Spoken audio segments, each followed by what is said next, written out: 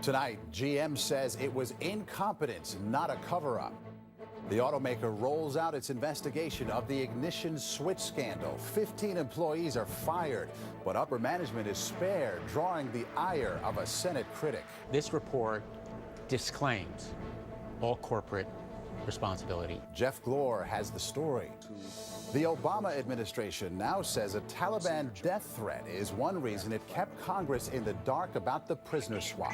Reports from Bill Plant, David Martin, and Holly Williams. Hillary Clinton reveals how bitter rivals became teammates after a secret meeting in a Washington, D.C. house. Nancy Cordes has details of Clinton's new book. And Mark Phillips with Leslie Cruz returning to Normandy for one final mission.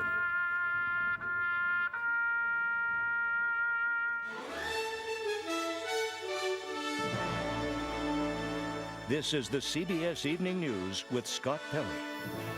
Good evening. Scott is off tonight. I'm Maurice Dubois. General Motors today put out the results of its internal investigation into the ignition switch defect linked to at least 13 deaths and why it took a decade to issue a recall. The report blames a failure to share information and take action, but says there was no cover-up. CEO Mary Barra will keep her job, but 15 other GM employees have been fired and 5 others disciplined.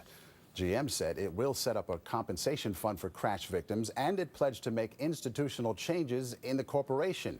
Jeff Glor has our reports. Let me be clear. This should have never happened. It is unacceptable. In a speech streamed to GM employees around the world, CEO Mary Barra said today there was no conspiracy, just incompetence and neglect. This report is extremely thorough, brutally tough, and deeply troubling. The investigation, conducted by an attorney who does have a long relationship with GM, found the company discovered there were problems with ignition switches as early as 1999.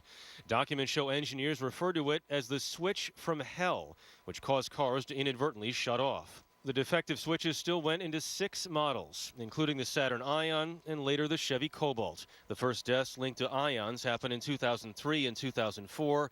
In 2005, the first Cobalt death. As employees search for answers, the report says the engineers made a basic mistake. They did not know how their own vehicles had been designed.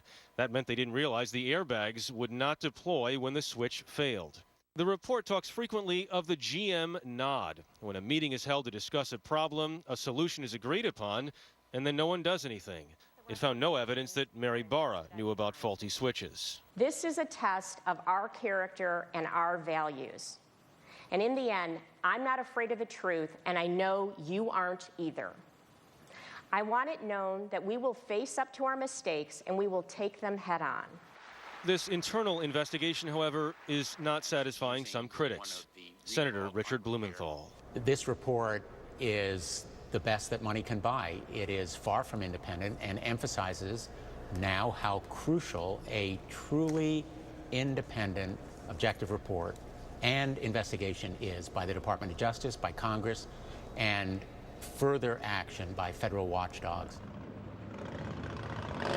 There will be a new round of congressional hearings later this month. A criminal probe continues. Ken Feinberg says his compensation plan for victims' families will be out by August 1st. Maurice? Jeff Glor in Detroit tonight.